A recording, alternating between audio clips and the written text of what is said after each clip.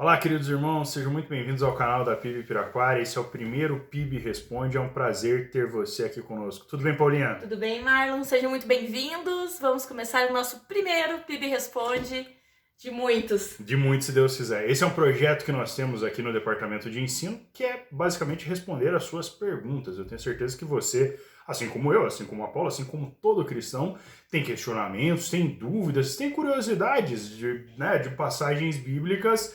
E a gente está aqui para tentar ajudá-lo a entender essas passagens, tentar aprender com você um pouquinho sobre algumas passagens selecionadas. Hoje nós separamos aqui 2 ou 3 assuntos, não é? De conversas com irmãos, curiosidades ou dificuldades, de repente, que alguns irmãos têm, algumas perguntas que a gente julgou pertinentes, selecionamos para esse primeiro episódio. E na sequência você vai poder enviar também as suas perguntas, as suas dúvidas. Eu estarei respondendo, os pastores estarão respondendo. Nós sempre vamos procurar ter convidados aqui para estar respondendo as suas perguntas. Hoje a Paula fez a gentileza de estar aqui junto comigo, me auxiliando, porque o pastor Carlos está num merecido descanso, está numa semana de férias, junto à sua família lá em Nova Londrina. Sabática. Uma semana sabática. E a Paula, que infelizmente por conta do trabalho não pôde viajar junto com ele, se dispôs a estar colaborando. Eu já agradeço, Paula, a tua presença, agradeço o pastor Carlos. Eu que agradeço a oportunidade. Disponibilizou, vocês são uma bênção nas nossas vidas. Então, sem mais delongas, para esse vídeo não ficar muito curto, vamos ver o que a gente tem de perguntas aí, Paula. A primeira pergunta é: Jesus é Deus? Olha só, olha que pergunta para a gente começar. Jesus é Deus? Ou ele é o Filho de Deus? Ou ele... Como é que é? Como é que é isso? Nós cremos num Deus único? Ou nós cremos num Deus que é três, não é? A gente conhece muito bem a doutrina da Trindade. Então como é que fica tudo isso? Eu queria pedir para a Paula ler para nós, e você pode abrir na sua Bíblia em casa, o Evangelho de João, capítulo 1, versículos 1 a 5, por favor. Diz assim, João 1, do 1 ao 5. No princípio era o Verbo, e o Verbo estava com Deus, e o Verbo era Deus. Ele estava no princípio com Deus. Todas as coisas foram feitas por intermédio dele, e sem ele nada do que foi feito se fez. A vida estava nele, e a vida era a luz dos homens. A luz resplandece nas trevas, e as trevas não prevalecerão contra ela. Então no princípio era o Verbo, e o Verbo estava com Deus, e o Verbo era Deus, não é? O Verbo é Deus, ou seja, ali ele está colocando uma maneira que o Verbo sempre foi Deus. Isso eu poderia explicar. No início, meio e fim, né? Desde a eternidade. Aí a gente poderia entrar em questões de algumas seitas e heresias que dizem que Jesus foi criado, ou que houve um tempo em que ele não existia, mas não é o propósito aqui dessa aula. Aqui é responder de uma maneira mais objetiva. Mas então, portanto, Jesus deixa muito claro que Jesus é Deus. É isso que ele está dizendo no prólogo do seu evangelho, nessa passagem tão bonita, não é? Jesus está dizendo para nós João está dizendo para nós que Jesus é Deus. Mas eu te pergunto, o restante da Bíblia confirma isso? Há outras passagens que sugerem a divindade de Jesus Cristo, Paulo? Você tem mais algumas passagens selecionadas? É isso? Atos 20 e 28, não é? Atos 20 e 28 diz assim... Cadê o versículo 28?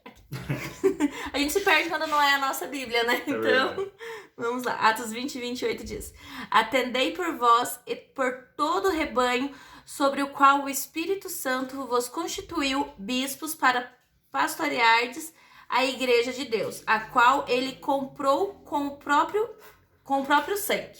Paulo, se eu não estiver enganado, ele está falando aos irmãos em Éfeso, né? Isso, sim. Os presbíteros da igreja de Éfeso. Ele está se despedindo deles ali e está instruindo esses irmãos que seriam os pastores daquela igreja. Ele diz: vocês vão pastorear a igreja de Deus, que ele comprou com o seu próprio sangue. Quem comprou com o próprio sangue? Quem foi que morreu na cruz, né, e sangrou na cruz por uma morte dolorosa pelos meus e pelos seus pecados?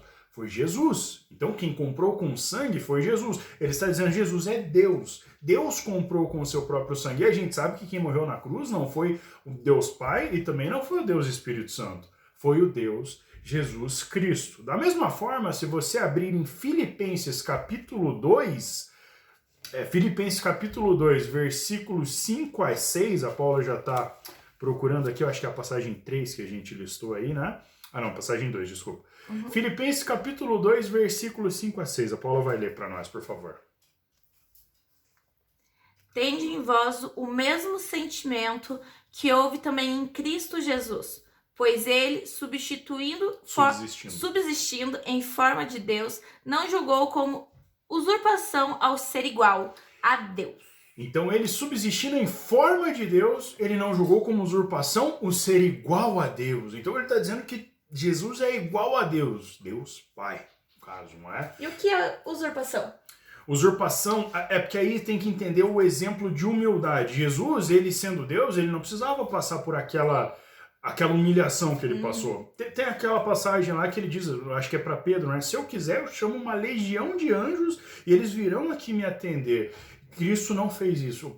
Nessa passagem de Filipenses 2, Paulo está falando da humildade. Tende em vós o mesmo sentimento, ou tende em vós a mesma atitude de humildade. Cristo, sendo Deus, ele, por um breve momento, por alguns anos, ele se despiu da sua autoridade, não da sua autoridade, mas da sua condição divina e se fez forma de servo. O que é forma de servo? Carne humana, assim como eu e você, esse corpo corruptível.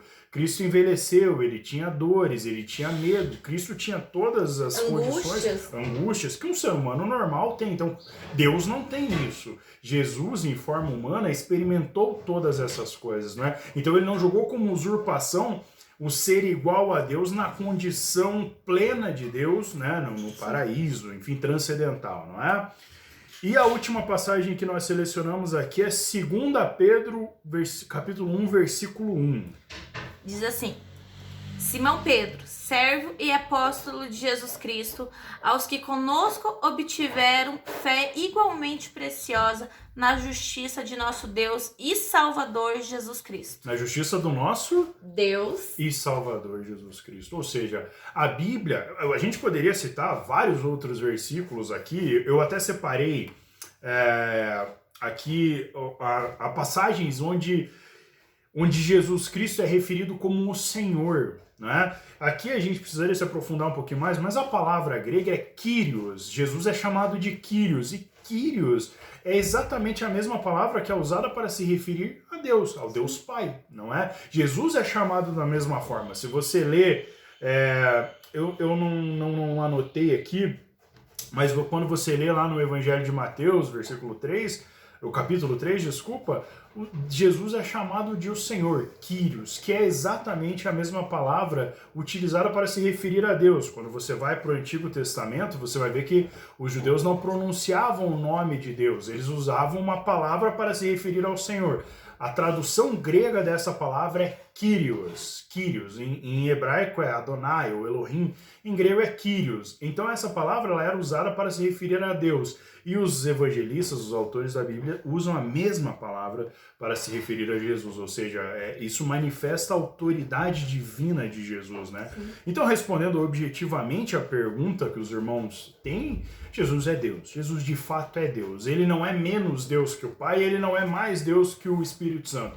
Os três são Deus, plenamente Deus, iguais em santidade, iguais em grandeza, iguais em perfeição. É nisso que a doutrina ortodoxa do cristianismo crê, não é? Então, Paulo, nós temos mais perguntas ainda? Temos.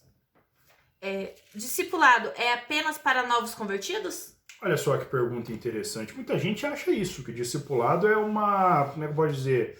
É um curso para novos convertidos, para serem batizados. E de maneira nenhuma é isso. A verdade é que o discipulado é um princípio basilar do cristianismo, né? Jesus, ao longo de toda a sua vida, ele praticou discipulado com os seus discípulos. Todo o seu ministério, né?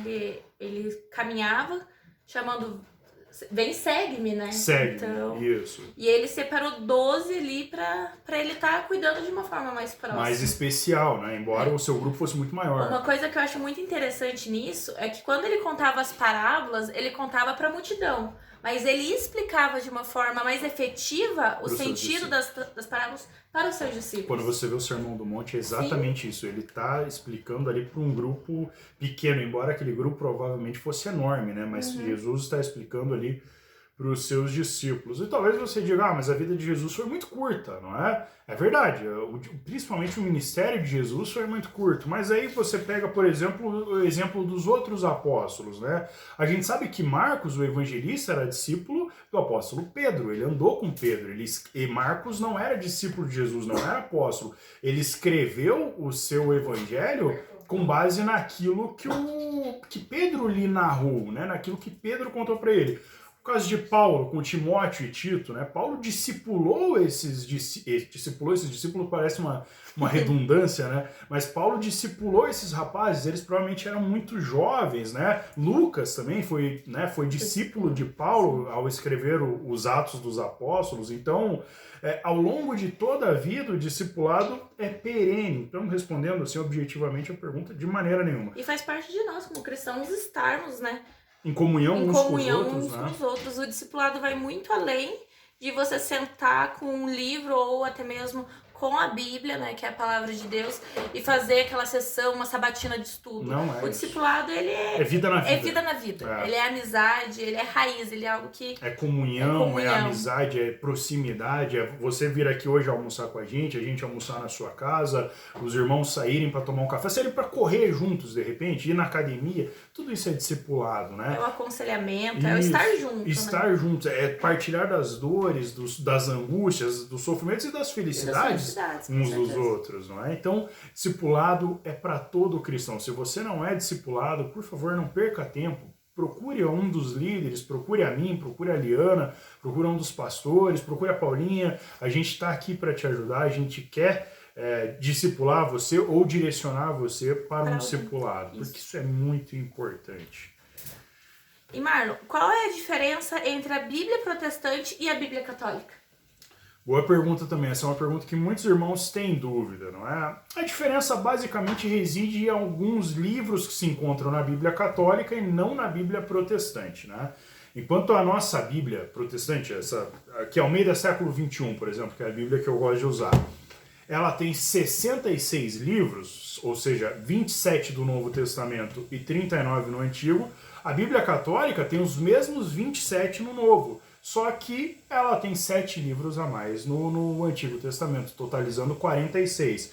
Então, na prática, a nossa Bíblia ela tem 66 livros, a Bíblia Católica tem 73. Diferença, mais uma vez, de 7 livros no Antigo Testamento, que são eles: Tobias, Judite, Sabedoria de Salomão, Eclesiástico, Baruque e 1ª e 2ª Macabeus. Há ainda alguns outros acréscimos nos livros canônicos, como em Daniel e Esther, mas isso é menos relevante, não é? E é importante dizer, muita gente tem essa perspectiva, que nós, protestantes, ou Lutero, como gostam de acusá-lo, ao contrário do que se pode pensar, ele não retirou nenhum livro da Bíblia. Lutero não retirou livros da Bíblia, né? Pelo contrário, nós, os protestantes, os evangélicos, seguimos exatamente o cânon estabelecido pelos judeus, pelo povo judeu, porque afinal o Antigo Testamento foi revelado ao povo judeu, né? E eles têm um cânon. Ou seja, se você pegar a Bíblia hebraica, eu estou aqui com uma Bíblia que é do pastor Carlos, inclusive ele me emprestou. Ela é diferente, ela começa do final para o início, né, no nosso modelo. Ela tem exatamente os mesmos 39 livros que nós encontramos na Bíblia protestante e evangélica. Embora a divisão e a ordem dos livros sejam um pouquinho diferentes, eles são exatamente os mesmos 39 livros que nós encontramos na Bíblia evangélica. Então, basicamente, a diferença entre a Bíblia católica e a Bíblia protestante é essa, só de alguns livros. Eles consideram deuterocanônicos, né, eles os chamam assim, e nós consideramos apócrifos. São bons livros para serem lidos, eles são interessantes, tem algumas coisas muito curiosas ali. Agora, eles não servem para estabelecer doutrina, essa é a diferença básica, né? Os nossos amigos católicos estabelecem doutrina, algumas doutrinas, a partir desses livros, enquanto a igreja evangélica e protestante não. Então a diferença é basicamente essa. E para finalizarmos, né, essa pergunta ela é bem importante, porque muita gente diz que a Bíblia ela contém redundâncias. Redundâncias não, contradições. Então a Bíblia, ela contém erros? Exatamente.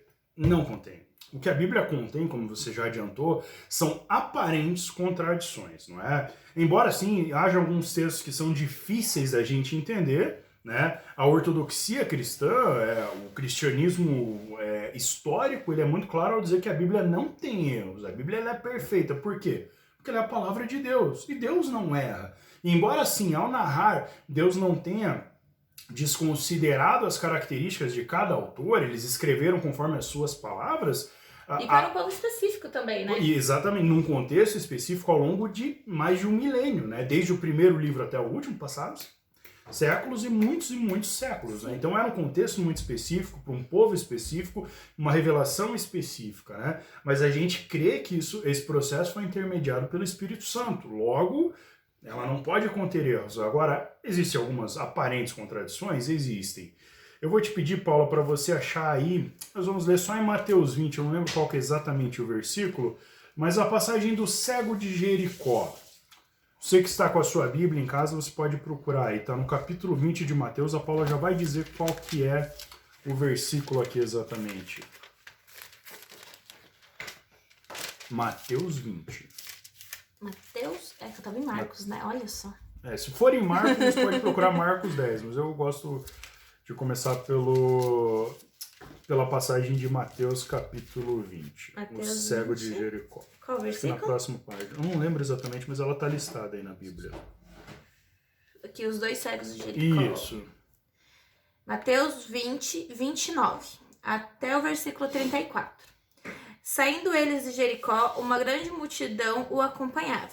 E eis que 2 cegos assentados à beira do caminho, tendo ouvido que Jesus passava, clamaram: Senhor, filho de Davi, tem compaixão de nós. Mas a multidão os repreendia para que se calassem. Eles, porém, gritavam cada vez mais: Senhor, filho de Davi, tem misericórdia de nós. Então, parando Jesus, chamou-os e perguntou: Que queres que eu vos faça? Responderam: Senhor, que o Senhor abra os nossos olhos. Conduído Jesus, tocou-lhes os olhos imediatamente, recuperando a vista, e o foram seguindo. Essa passagem é maravilhosa. Então, aqui em Mateus 20, o relato diz que eram dois cegos se eu não estiver enganado, na saída da cidade, né? Saindo de Jericó, é isso, né? Uhum. Muito bem. 2 cegos quando a comitiva de Jesus saía de Jericó. Se você for para Marcos 10, eu não vou pedir para Paulo abrir, mas você pode conferir na sua casa, o relato diz que era um cego também na saída de Jericó. Agora, se você for para Lucas 18, que é o paralelo dessa mesma história em Lucas,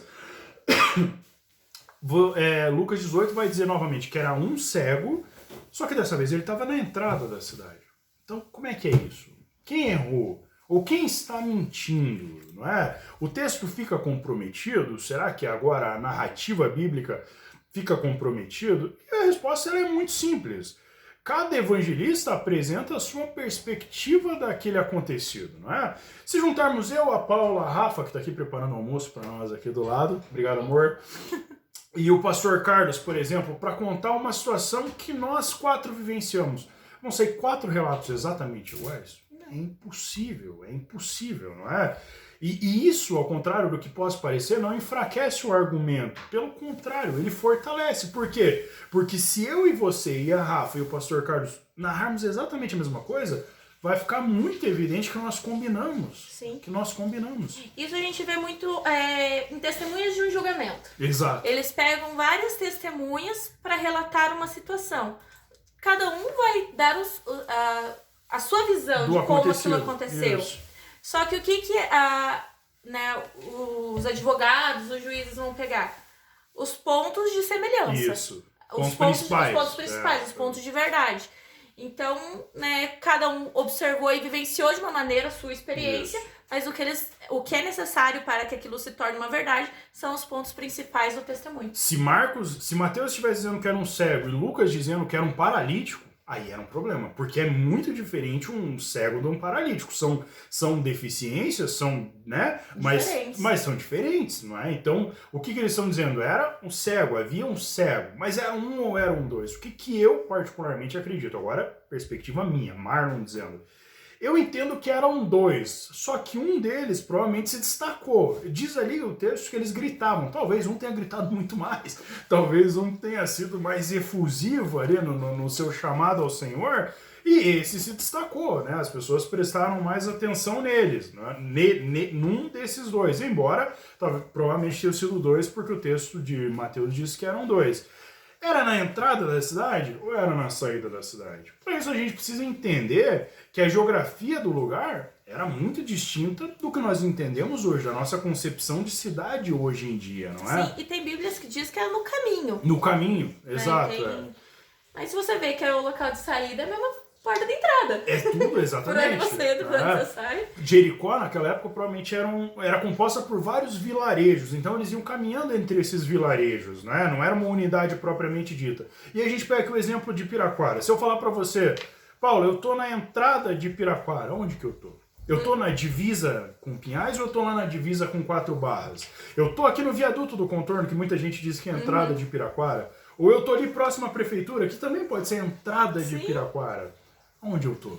Né? E se eu disser pra você, irmãos, eu tô na saída de Piraquara, eu tô na saída pra Pinhais, ou eu tô na saída pra Quatro Barras, ou eu tô ali naquela saída pra São José, na Estrada Velha?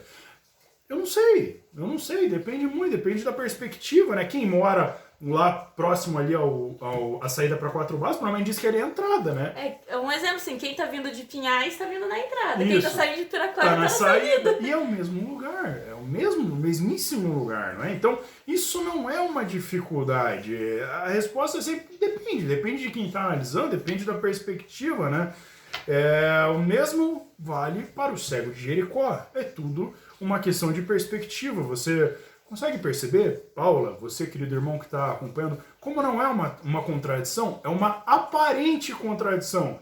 Mas ela pode ser respondida desde que você entenda o contexto, você entenda a forma de comunicação, né? A forma de comunicação, ela varia de um para outro, não é? A mesma regra, meus queridos, se aplica a qualquer uma das questões difíceis que nós possamos encontrar na Escritura. É claro que umas vão demandar mais estudo do que outras, umas vão demandar mais entendimento do que outras. Existem sim questões que são difíceis de responder, mas nenhuma delas, absolutamente nenhuma delas, impossível de ser respondida. Há sempre uma resposta, há sempre entendimento naquilo que está na Bíblia, porque a Bíblia, meus queridos, mais uma vez, ela é a palavra de Deus, e Deus não falha, Deus é perfeito. Quem falha somos nós, no nosso entendimento, na nossa compreensão, mas há e sempre há uma explicação para aquilo que Deus apresenta. O problema está na gente, não na Bíblia. Exatamente. O problema muitas vezes é muito maior em nós do que na Escritura. A Escritura é perfeita. Ela é difícil? Ela é difícil. Às vezes nós temos que nos focar mais no texto, estudar melhor, mas sempre há uma resposta para as suas dúvidas. Por hoje é isso. Nós separamos algumas perguntas. Esse vídeo já ficou longo, mais de 20 minutos. Não é? A gente quer fazer vídeos mais curtos durante a semana. Tentaremos. Orem por nós. Eu sei que é difícil, eu gosto de falar bastante. Mas nós louvamos a Deus. Mais uma vez agradeço a Paula que gentilmente se dispôs a estar aqui ajudando, não é? Deus abençoe você que acompanhou. Deixe seu like, comente, compartilhe com seus amigos, envie esse vídeo para sua família no WhatsApp, que vai ser uma bênção. Mande as suas perguntas para o próximo PIB Responde. Para o próximo PIB Responde. Você pode deixar aqui nos comentários do vídeo, ou você pode mandar para o nosso WhatsApp, que é 997380822. Ele vai estar aqui embaixo na descrição, não é? Mande as suas perguntas, eu quero responder, os pastores querem responder, a gente gosta de aprender junto com vocês. Se nós não soubermos responder, procuraremos aprender para responder e aprender junto com vocês. Que Deus te abençoe, espero que esse vídeo tenha sido edificante para você e nós nos vemos na próxima. Um grande forte abraço.